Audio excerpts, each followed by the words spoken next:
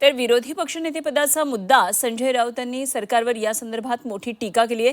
सरकारकडून लोकशाहीची गळचेपी सुरू आहे। सत्ताधाऱ्यांना विरोधी पक्ष नेताच नको आहे असं राऊतांनी म्हटलंय आणि विरोधी पक्षनेता नसणं हे लोकशाहीला कलंक असल्याचं संजय राऊत यांनी म्हटलंय।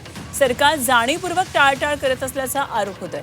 मवियानं भास्कर जाधव यांच्या नावावर शिक्कामोर्तब केलं असल्याचं संजय राऊत यांनी म्हटलं। राज्याला विरोधी पक्षनेता नाही, दोन्ही सभागृहात,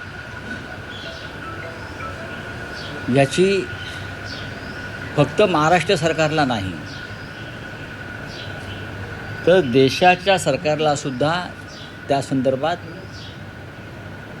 लाज वाटली पाहिजे।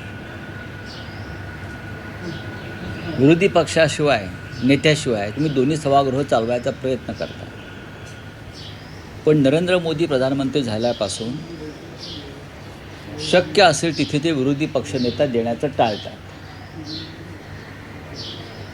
राहुल गांधी यांना तर आज ते विरोधी पक्षनेते आहेत लोकसभेत, पण त्यांना लोकसभेतूनच कायमच्या बाहेर काढण्याचं कारस्थान सुरू आहे।